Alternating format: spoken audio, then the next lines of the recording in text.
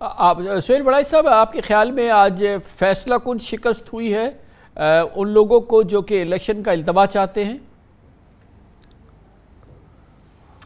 देखें, ये तो नहीं कहा जा सकता कि फ़ैसला कुन हुई है या नहीं, लेकिन एक कॉन्स्टिट्यूशनल डिफीट ज़रूर हुई है। लेकिन आपको पता है कि माजी में भी सुप्रीम कोर्ट के कुछ फ़ैसले हुए, हाई कोर्ट्स के फ़ैसले हुए, इलेक्शन के बारे में उनको नहीं माना गया। तो अभी भी देखें, पाकिस्तान के अंदर बहुत सी ऐसी कुव्वतें मौजूद हैं कि अगर उन्होंने ये फ़ैसला कर लिया कि इलेक्शन नहीं होने, तो बाज़ औक़ात वो सुप्रीम कोर्ट भी वायलेट कर सकते हैं। लेकिन अब 90% इम्कान इसी बात का है कि अब इसको वायलेट नहीं किया जाएगा और सब जो है इस चीज़ को मानेंगे।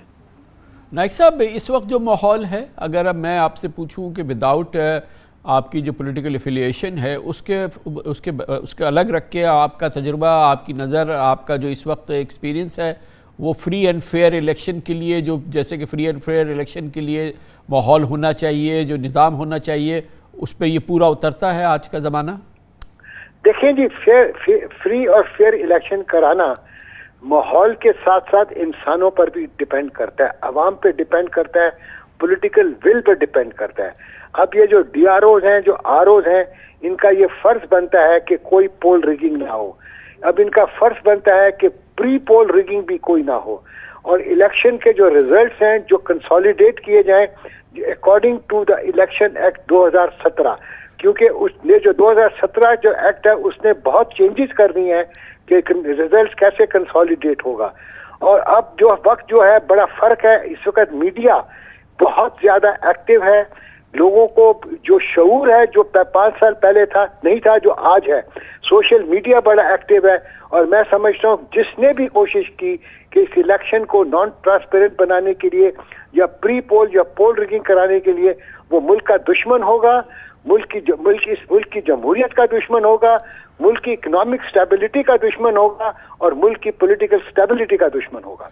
लेकिन मैं सुहेल वड़ाई साहब आपसे पूछना चाहूँगा कि 7 हफ्ते रह गए इलेक्शन में, 8 फरवरी के इलेक्शन में, जो आज जो माहौल है उसमें पाकिस्तान की एक बहुत बड़ी पार्टी पाकिस्तान तहरीक इंसाफ की तो कैपेसिटी ही अब ये नहीं रही है कि वो इलेक्शन लड़ सके। उसके अब तमाम टॉप लीडर्स तकरीबन बंद हैं, कुछ बाकी अंडरग्राउंड हैं, कुछ जो है वो सियासी अपनी उन्होंने वाबस्तगियाँ तब्दील की है एक मखसूस माहौल के अंदर।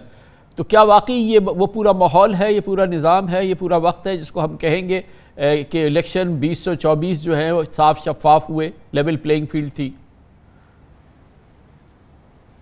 नहीं, कामरान खान साहब, इस वक्त जो ग्राउंड पे सिचुएशन है वहाँ तो इलेक्शन का माहौल नहीं बन पाया। उसकी क्या वजह है कि हर जगह नून लीग के, पंजाब की मैं बात कर रहा हूँ, कि हर जगह नून लीग के उम्मीदवार तो हमें नज़र आ रहे हैं। PTI का उम्मीदवार कौन होगा इसके बारे में क्लैरिटी नहीं है। और जब तक आपको पता है PTI का उम्मीदवार या मुखालिफ उम्मीदवार नहीं होगा तो इलेक्शन की फ़ज़ा कैसे बनेगी। और मुझे लग भी नहीं रहा कि जो है PTI को ऐसा मौका दिया जाएगा कि वो अपनी पसंद के उम्मीदवार खड़े करें। और वो लोग जो PTI की तरफ से इलेक्शन लड़ना चाहते हैं, शायद उन्हें भी ये रोका जाएगा कि वो ना लड़ें। तो ये सिचुएशन तो है कि ये एक लूप साइडेड इलेक्शन होगा। 2018 का इलेक्शन भी ऐसा था, लेकिन ये उससे कुछ ज़्यादा हो रहा है। 2018 के इलेक्शन में भी ये हुआ था, लेकिन 2 महीने पहले सिचुएशन काफ़ी क्लियर हो गई थी। लेकिन जो है 2 महीने पहले प्री पोल रिगिंग हुई, लोगों को दबाया गया, लोगों की तो वफादारियाँ तब्दील की गई। लेकिन जब इलेक्शन शेड्यूल आ गया तो उसके बाद आलमोस्ट हर पार्टी के उम्मीदवार जो थे उन्होंने कम अज़ कम कैंपेन की और अपनी कोशिश की। लेकिन अभी इस दफ़ा तो ऐसी भी सूरत हाल नज़र नहीं आ रही। अभी तक PTI के साथ सुतेला सलूकी किया जा रहा है। तो फारूक नाइक साहब, ऐसा इलेक्शन जो कि अभी जिसकी तर्जुमानी अभी और अक्कासी सुहेल वड़ाई साहब ने की, इसके क्या असरात होंगे कौमी मंजरनामे पे अगर इस किस्म का इलेक्शन हुआ? तो मैं समझता हूँ सुहेल वड़ाई साहब जो बात कर रहे हैं उसके अंदर हकीकत है, मगर उसके साथ साथ जो मैं एक बात करूंगा कि जब तक के इलेक्शन शेड्यूल नहीं आएगा, लोगों के अंदर जो इबहाम है कि इलेक्शन होगा कि नहीं होगा, वो खत्म नहीं होगा। जैसे इलेक्शन शेड्यूल होगा आएगा, आप देखिएगा कि पॉलिटिकल रियलिटीज जो हैं, पॉलिटिकल एफिलिएशन जो हैं वो सारी सामने आ जाएंगी, जो अभी तक सामने नहीं आई हैं। उसके अलावा जहां तक पीटीआई का ताल्लुक है, मैं समझता हूं पीटीआई को भी लेवल प्लेइंग फील्ड देनी चाहिए, उनके साथ जोर नहीं करना चाहिए। जो वोटर है उसकी विल का एहतराम करना चाहिए, वो जिसको मर्जी इलेक्ट करे। अगर ये ना हुआ तो मैं समझता हूँ ये मुल्क की बका के लिए और जमहूरियत के लिए ठीक नहीं होगा। बहुत स्ट्रॉन्ग स्टेटमेंट है फारूक नाइक साहब ने जो दिया है, और आपके इल्म है सुहेल वड़ाई साहब, आप ज़ाहिर में और आप जानते हैं नाइक साहब हमारे बहुत ही सीजन्ड, बहुत ही सीनियर पार्लियामेंटेरियन भी हैं, कानूनदान भी हैं, चेयरमैन सेनेट, और आपके इल्म है कि हर लिहाज से बहुत ही एक मौजू बात है। और उन्होंने कहा कि अगर ये फ्री एंड फेयर इलेक्शन नहीं हुआ, पीटीआई को मौका नहीं मिला, तो मुल्क की बका के लिए ये खतरे का बाइस हो सकता है। बिल्कुल दुरुस्त, मैं 100% इत्तफाक करता हूँ, और पीपल्स पार्टी का मौक़िफ़ जो है काफ़ी हद तक रीज़नेबल है। और मेरा ख़्याल है कि सारी सियासी पार्टियों को, नून लीग को भी ये चाहिए कि वो इस पर आवाज़ बुलंद करे, और बाज़ औक़ात आप अपने मुखालिफ को भी ये उसके हक़ के लिए भी बात करते हैं। यही जमहूरियत है।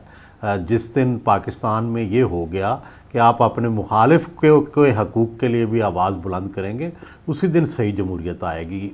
ये तरीका जिस तरह इमरान खान साहब करते रहे हैं कि अपने मुखालिफ को जेलों में ही भेजना है, नून लीग को ये तरीका नहीं अपनाना चाहिए कि भाई अपने मुखालफों को जेल में रख के जीतना है। इससे कोई इलेक्शन की ना क्रेडिबिलिटी होगी, ना आने वाली हुकूमत जो है वो मोतबर होगी। तो नाइक साहब, अब एक और चीज़ अभी इम्पॉर्टेंट ये है कि जो एक कोशिश हुई जिसके ज़रिए लाहौर हाई कोर्ट की सिंगल बेंच का ये ऑर्डर आ गया था, और उसके बाद फिर लाहौर हाई कोर्ट पे एक लार्जर बेंच भी बन गई थी। बहरहाल एक ये एफ़र्ट ज़रूर थी, एक बहुत ही स्ट्रॉन्ग पुश थी कि इलेक्शन को डेफर कर दिया जाए, क्योंकि इसकी डेट और इस तमाम चीज़ें वो थी। आपके ख्याल में अब ये चीज़ जो है ये हतमी तौर पे इस पर आज जो है ये आखिरी कील ठोक दी है सुप्रीम कोर्ट ने, जो आज की कार्रवाई की है इसके जरिए? जी, मैं समझता हूँ ये बहुत बड़ा फैसला है, and I salute supreme court for this decision जो आज हुआ है। जो तमाम लोग जो कोशिश कर रहे थे, they have been put to rest, क्योंकि सुप्रीम कोर्ट के फैसले के बाद किसी ने भी कोशिश की तो ये कंटेम्प्ट ऑफ कोर्ट होगा, और सुप्रीम कोर्ट मैं समझता हूँ किसी ने भी कंटेम्प्ट किया उसको क्या कहते हैं सजा देगी, जो कानून और आइन के मुताबिक है। और जहां तक मैं समझता हूँ अब वक्त आ गया है हमारे सियासतदानों को ये चीज सोच लेनी चाहिए, हेट पॉलिटिक्स खत्म करें, गाली गलौज की पॉलिटिक्स खत्म करें, ब्लेम गेम खत्म करें, और अपनी ये बताएं कि वो क्या कर सकते हैं आवाम के लिए, अपना मैनिफेस्टो दें। दूसरों की बात ना करें कि इन्होंने ये गंद किया, इसने ये गंद किया या इसने ये गलतियां की हैं। अब ये बताएं कि वो अगर हुकूमत उनकी बनी, उनकी पार्टी की बनी, तो बताएं उनका कि मंशूर क्या है, वो किस तरह गरीब आदमी की इन्फ्लेशन खत्म करेंगे मुल्क के अंदर, किस तरह के कहते हैं रोजगार आएगा, किस तरह बिजली आएगी, किस तरह, ये बातें कोई नहीं करता, कोई सियासतदान ये करने को तैयार नहीं है। यही कहता है कि जब हम थे तो ये था, हम ये तो थे, अगला आया तो उसने ये कर दिया। तो इस तरह मुल्क नहीं चलेगा, इस तरह मुल्क बिल्कुल नहीं चलेगा। आप अपना मैनिफेस्टो दें, आपके क्या करेंगे हुकूमत में आकर, किस तरह इन्फ्लेशन खत्म करेंगे, किस तरह बिजली लाएंगे, किस तरह गैस लाएंगे, मगर इस पर कोई बात नहीं करता सिवाय हेट पॉलिटिक्स के और ब्लेम गेम के। और मैं समझता हूँ ये मुल्क के लिए अच्छा नहीं है। तो सुहेल वड़ाई साहब, अब आइंदा जो ये बहरहाल इलेक्शन उस वक्त हो रहे हैं जब पाकिस्तान पर दहशतगर्दी के बादल छाए हुए हैं और बहुत ही सीरियस सिचुएशन है, और इस दौरान आपने देखा कि कितने संगीन हमले हो रहे हैं। यकीनन इससे पहले भी इलेक्शंस इस किस्म के माहौल में हुए हैं, इसमें कोई दो राय नहीं है। मौसम की ख़राबी की बात हो रही है, बर्फबारी की बात हो रही है, लेकिन जो हमारे ये जो इंटरनल सिक्योरिटी को चैलेंजेस हैं, जो हमारी सरहदों की सूरत हाल है, जो अफगानिस्तान के हालात के हवाले से जो सूरत हाल है, फूक फूक के कदम तो रखना है, इलेक्शन की तरफ हम जा रहे हैं, मगर ये माहौल भी हमारा पीछा कर रहा है। बिल्कुल सही है, लेकिन देखें दुनिया में इसके दो सलूशन हैं। एक तो सलूशन ये है कि हम इलेक्शन को पोस्टपोन करते जाएं। क्या इससे कौम मजबूत होगी? नहीं होगी। हमने ईरान में देखा कि उनकी पूरी पार्लियामेंट तबाह हो गई, लेकिन उन्होंने वक्त पर इलेक्शन करवाए। इलेक्शन करवाने से ये होता है कि आपकी कौम जो है एक नया आज़म करके उठती है, नई हुकूमत आती है, बड़े फ़ैसले करती है, दुनिया के साथ मुआहदे करती है, दुनिया के साथ डायलॉग करती है, और दूसरा ये है कि आवाम के साथ उनका रिश्ता जुड़ा होता है।